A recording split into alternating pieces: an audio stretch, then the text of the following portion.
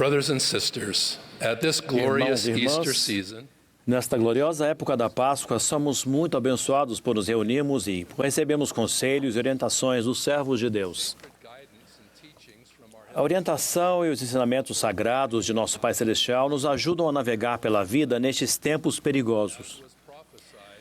Como foi profetizado, incêndios e tempestades, guerras, rumores de guerras e terremotos em diversos lugares, toda sorte de abominações, pragas, fomes e pestes estão assolando famílias, comunidades e até nações.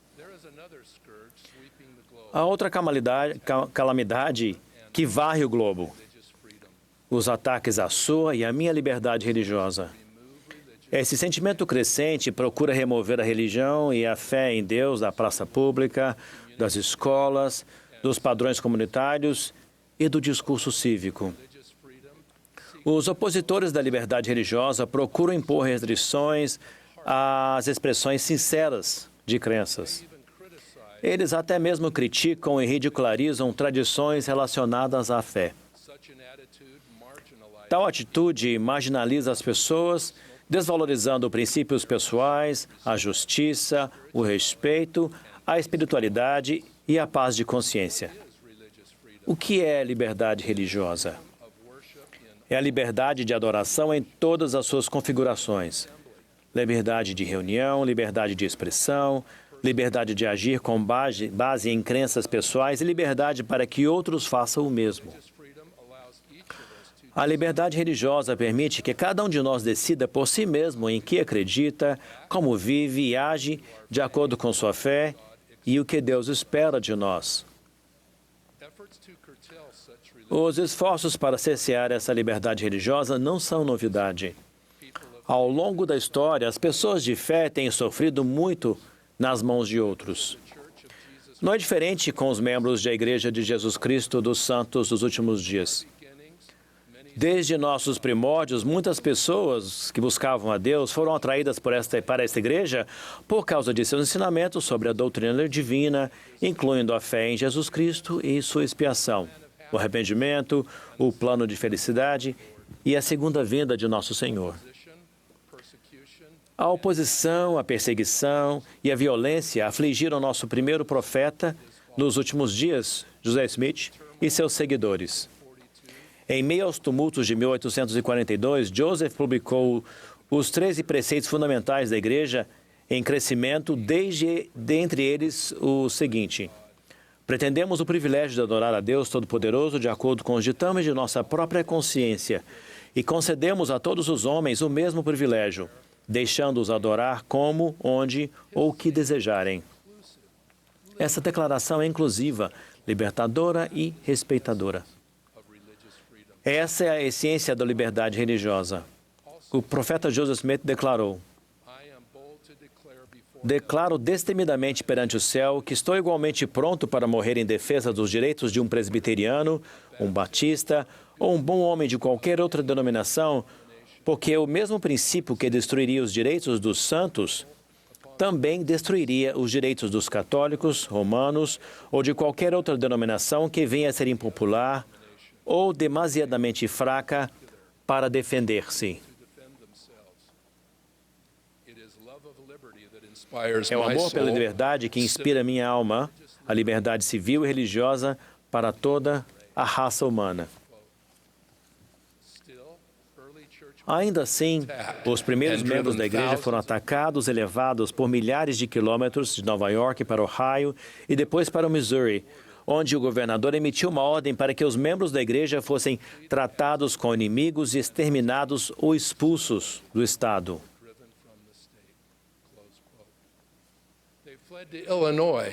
Eles fugiram para Illinois, mas o tormento continuou. Uma turba assassinou o profeta Joseph, pensando que matá-lo destruiria a igreja e dispersaria os membros. Mas os fiéis se mantiveram firmes. O sucessor de Joseph, Brigham Young, conduziu milhares em um êxodo forçado para o oeste, ao longo de 2.000 quilômetros, até onde hoje fica o estado de Utah. Meus próprios antepassados estavam entre aqueles colonizadores pioneiros. Desde aqueles dias de intensa perseguição, a Igreja do Senhor tem crescido constantemente, chegando a quase 17 milhões de membros, sendo que mais da metade vive fora dos Estados Unidos. Em abril de 2020, nossa igreja celebrou o 200º aniversário da restauração do Evangelho com uma proclamação ao mundo, preparada pela primeira presidência e pelo Quórum dos 12 Apóstolos. Ela começa dizendo: solenemente proclamamos que Deus ama seus filhos de todas as nações do mundo. Nosso amado profeta Russell M. Nelson disse ainda: acreditamos na liberdade, bondade e justiça para todos os filhos de Deus. Somos todos irmãos e irmãs. Cada um de nós é filho de um amoroso Pai Celestial. Seu Filho, o Senhor Jesus Cristo, convida todos a se achegarem a Ele, negro e branco, escravo e livre, homem e mulher. Reflitam comigo sobre 4 maneiras pelas quais a sociedade e os indivíduos se beneficiam da liberdade religiosa. Primeira, a liberdade religiosa honra o primeiro e o segundo grandes mandamentos, colocando Deus no centro de nossa vida. Lemos no livro de Mateus: amarás ao Senhor teu Deus de todo o teu coração e de toda a tua alma e de todo o teu pensamento. E o segundo, semelhante a este, é: amarás o teu próximo como a ti mesmo. Seja numa capela, sinagoga, mesquita ou cabana com telhado de zinco, os discípulos de Cristo e todos os fiéis que pensam da mesma maneira podem expressar devoção a Deus por meio da adoração a Ele e da disposição em servir a seus filhos. Jesus Cristo é o perfeito exemplo desse amor e serviço. Durante seu ministério, Ele cuidou dos pobres, curou os doentes e os cegos, alimentou os famintos, estendeu os braços para as criancinhas e perdoou aqueles que o prejudicaram e até o crucificaram. As Escrituras dizem que Jesus andou fazendo o bem. Nós devemos fazer o mesmo. Segunda, a liberdade religiosa promove demonstrações de crença, esperança e paz. Como igreja, nós nos unimos a outras religiões para a proteção de pessoas de todos os credos e convicções e de seu direito de expressar suas convicções. Isso não significa que aceitamos suas crenças, nem que eles aceitam as nossas, mas temos mais em comum entre nós do que temos com aqueles que desejam nos silenciar. Recentemente, representei a igreja no Fórum Interreligioso Anual do G20 na Itália. Fiquei animado e até entusiasmado quando me reuni com líderes governamentais e religiosos de todo o mundo. Percebi que as feridas e diferenças podem ser resolvidas e até curadas quando honramos a Deus, o Pai de todos nós, e a Jesus Cristo, seu Filho. O maior médico de todos é o nosso Salvador e Senhor Jesus Cristo. Tive um momento interessante ao encerrar meu discurso. Os 7 oradores anteriores não tinham encerrado sua fala de maneiras tradicionais a nenhuma fé, nem em nome de Deus. Enquanto eu falava, pensei: será que eu apenas agradeço, encerro ou termino em nome de Jesus Cristo? Lembrei-me de quem sou e soube que o Senhor gostaria que eu concluísse minha mensagem em seu nome. Então, foi o que fiz. Olhando em retrospectiva, era uma oportunidade de expressar minha crença e eu tinha a liberdade religiosa de prestar testemunho de seu santo nome. Terceira, a religião inspira as pessoas a ajudar o próximo.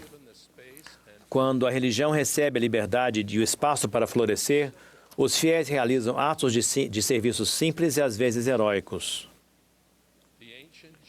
A antiga frase judaica Tikkun Olam, que significa reparar ou curar o mundo, é refletida hoje em dia nos esforços de muitas pessoas. Fizemos parcerias com instituições de caridade católica, conhecida como Caritas Internacional, com a Islamic Relief e várias organizações judaicas, hindus, budistas, Sikh e cristãs, como o Exército de Salvação e a National Christian Foundation. Juntos, servimos a milhões de necessitados, recentemente fornecendo barracas, sacos de dormir e suprimentos alimentares a refugiados de guerra, auxiliando em relação à alfabetização, à água potável, ao socorro e resgate após desastres naturais, reconstrução de lares e fornecendo vacinas, inclusive contra a polio e a Covid-19. A lista do que está sendo feito é longa, mas as necessidades também são. Sem dúvida, pessoas de fé trabalhando juntas podem fazer intervenções significativas. Ao mesmo tempo, o serviço individual muitas vezes não é anunciado, mas muda vidas silenciosamente. Pensem no exemplo em Lucas, quando Jesus Cristo ajuda a viúva de Naim. Jesus, acompanhado por um grupo de seguidores, deparou-se com a procissão de sepultamento do filho único de uma viúva. Sem o filho, ela estava enfrentando a ruína emocional, espiritual e até financeira. Jesus, vendo as lágrimas escorrendo por seu rosto, disse: "Não chores." Então ele tocou o esquife que transportava o corpo e o cortejo parou. "Jovem", ordenou ele, "a ti te digo, levanta-te." E o que estava morto assentou-se e começou a falar, e ele entregou-o à sua mãe. Levantar os mortos é um milagre, mas todo ato de bondade e preocupação por alguém que enfrenta dificuldades é a maneira, por convênio, pela qual cada um de nós também pode andar fazendo bem, sabendo que Deus é conosco. E quarta, a liberdade de religião serve como uma força unificadora e mobilizadora para a formação de valores e de moralidade.